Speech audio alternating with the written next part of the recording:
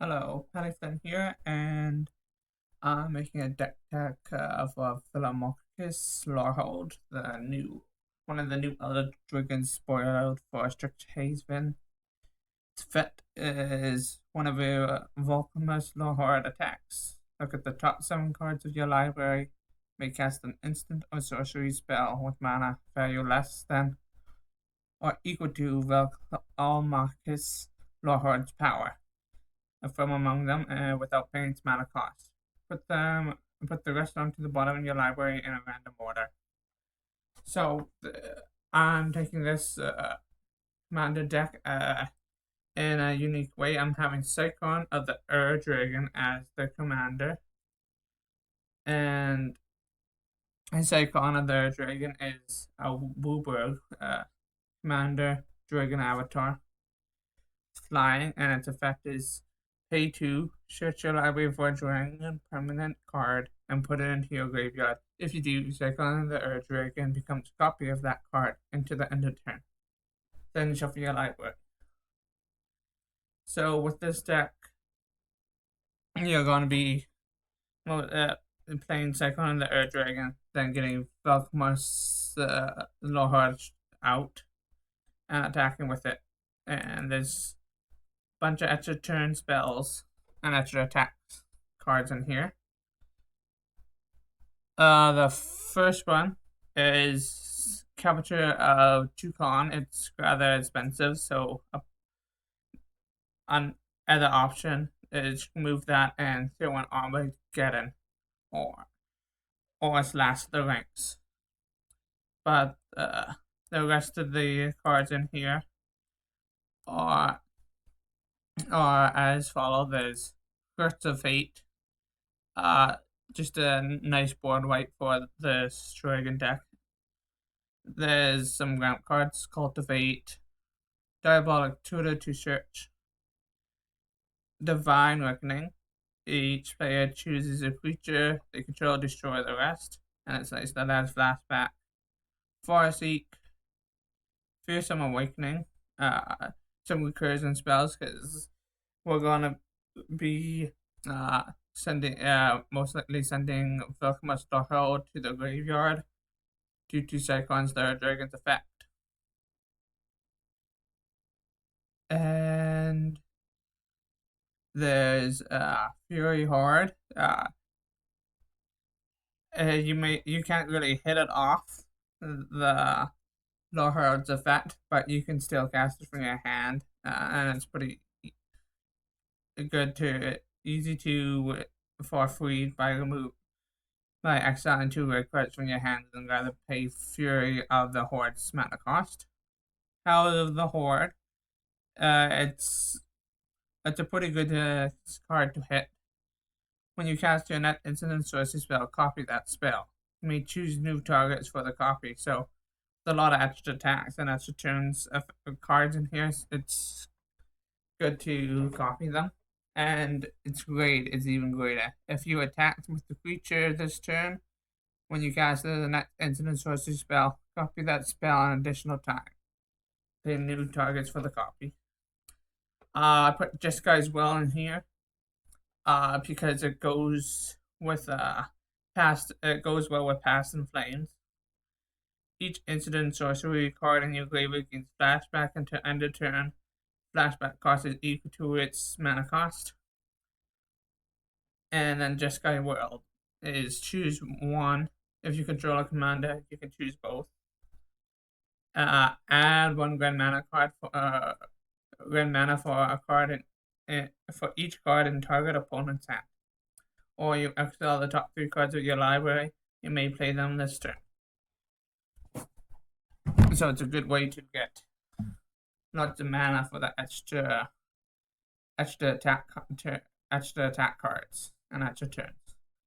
Next is Kern's Temporal Sunder for colorless and 2 blue for card legendary sorcery. Target player takes an extra turn after this one. Turn up to 1 non-land permanent to its owner's hand. Then exiles Karn's Temporal Sundering. So it's a nice removal spell, and it's an extra turn spell. You have to hard cast it unless you boost up Velomachus Lorehold. Uh, Next is Mystic Speculations. It's just a nice Scry 3 card, so you can look at the top three and know what Velomachus is going to be hitting, or even early play you can just Scry 3. And you can buy it back in later turns. Nature's Lore.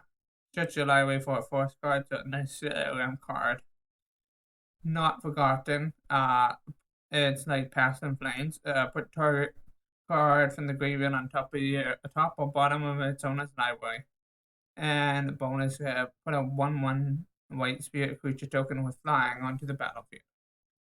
So we can re-hit a card of a choice from our graveyard. Or another option is we got a few dragons in here, so we can put them back into our library. And then there's Personal Tutor.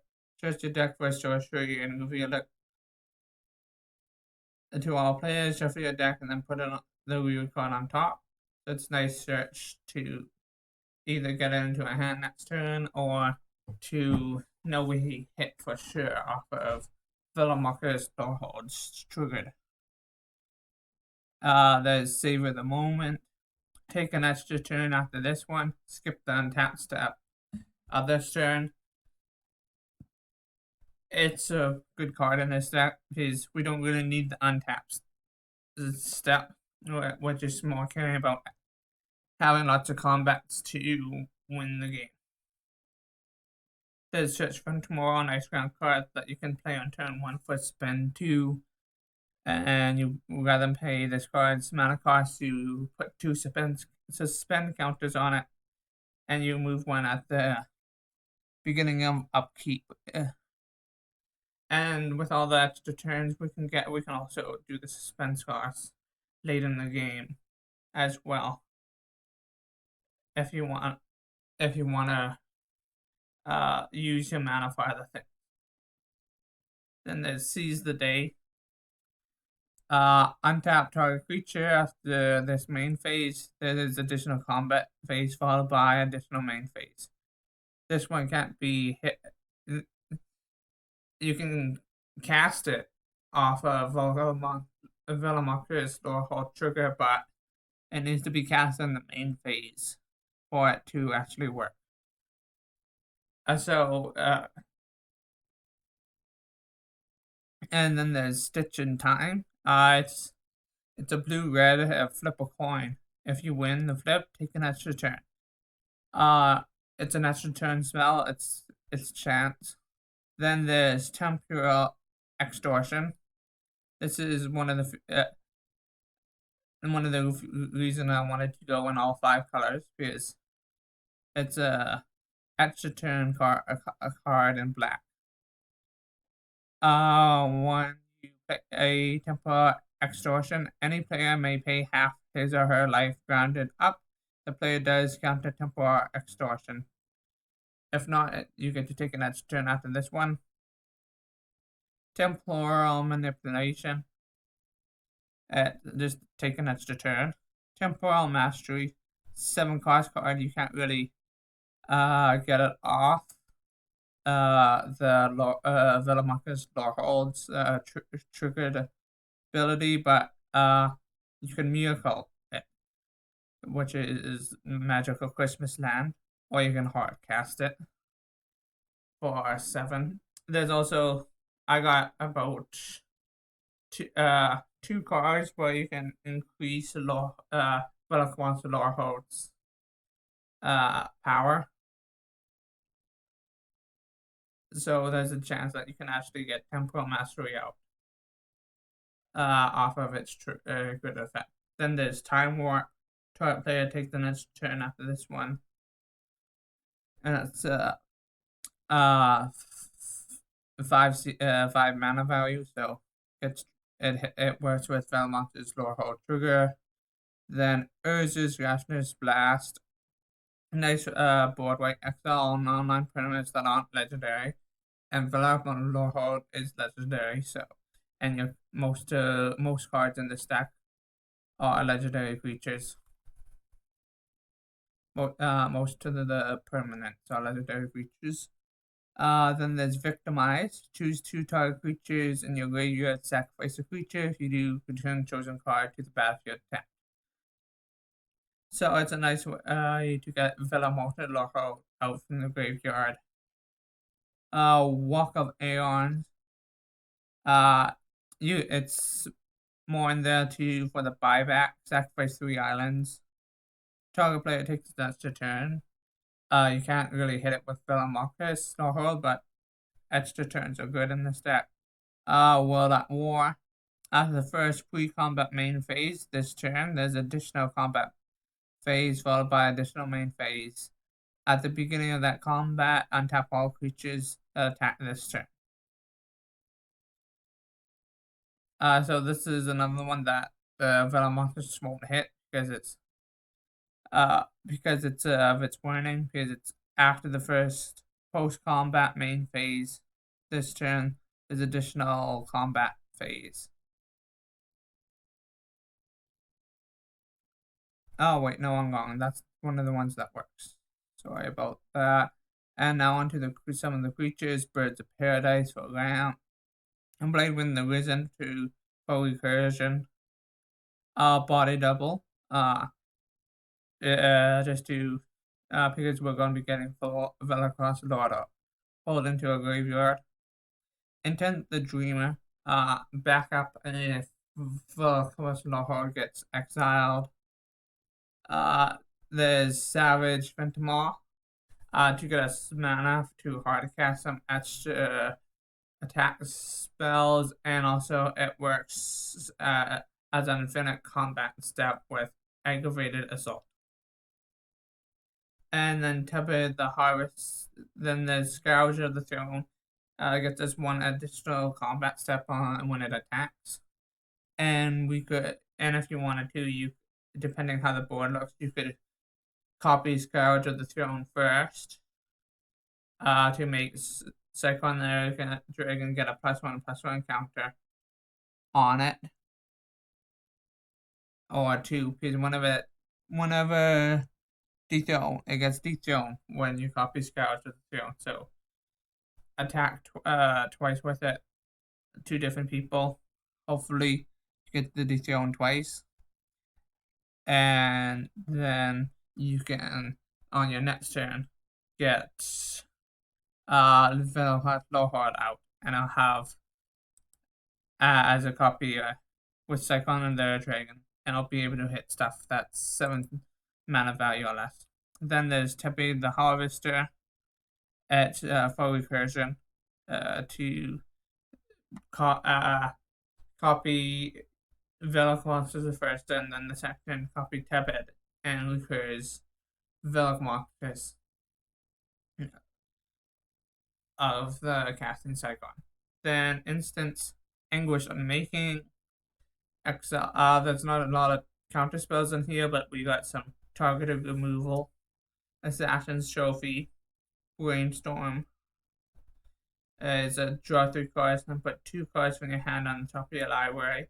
So you can either get dragons back into your deck or the great instant and sorcery you want to cast. Then there's Cauldron Dance, which is a nice combat trick. It's especially in this deck. It can be only cast during combat. You return a target creature card from your graveyard to the battlefield. That creature gains haste. Return to your hand at the beginning of your next end step. You may put a creature card from your hand onto the battlefield. That creature gains haste. Its controller sacrifices it at the beginning of the next end step. So it's a nice way to get Velomachus into attack at the start of the combat step, and get another dragon just from your hand. And you can also cast it when you attack with Velomachus, if you want to get the ETP of Blade Wind the Risen. Then there's Cyclonic Rift. It's you can hit it with Velomachus, or you can also overload it if it's in your hand. Board weight that doesn't hit you. A long-term plan, search library for a card and shuffle it, then put that card third from the top. So Velomachus hit not set reversal. Copy target instant choices spell. You may turn into its own hand. They may choose new targets for the copy. So just pay 2, and then you get to cast the next turn spell twice. Or extra attack spell twice. Savage Beating. Play Savage Beating on during your turn and on during combat. Choose one. Creatures you control gain double strike. Turn on tap all creatures you control after this phase. There's additional combat phase. Swords to Plowshares. There's Tainted Strike to try and get infant kill, which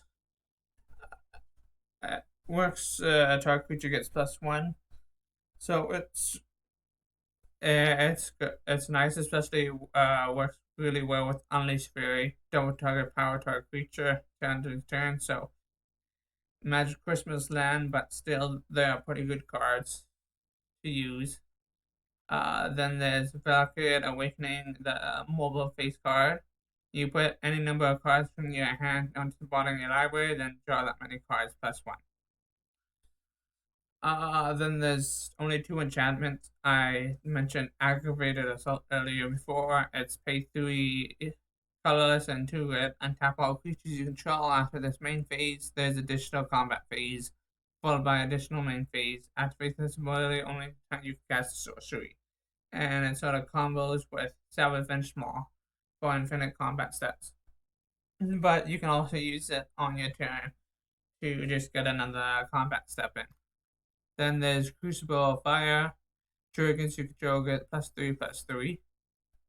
So it gets sicon and the dragon up to a good number of just if you don't have the 2 to copy anything. If you cast a bunch of stuff from your hand or cast a big extra turn spell, then you can just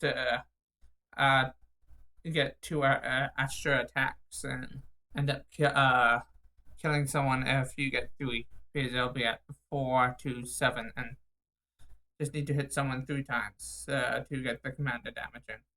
Then we got quite a few artifacts for ramp: Arcane Signet, Fellwar Stone. Helm of the Host is a nice combat trick to get 2 Velomachus Lorehold's effects off. Beginning of your combat on your turn, create a token that's a copy of the quick creature so that the token isn't legendary. The quick creature is legendary. That token gains haste. So it's nice. Then there's a Lithform Engine. Copy target activated the triggered ability you control. You may choose new targets for the copy. So you can either copy the Velomachus Trigger's ability to get something off the top of your library, or you can tap and copy target instant sources you control and get another extra turn for 3. Or 4, you can copy a permanent spell you control that's on this deck. Then there's Rakdos Signet, more ramp. Scroll rack, just to manipulate the top of your deck. Swiftfoot Boots to protect either Sicon or Velomachus or your other cards.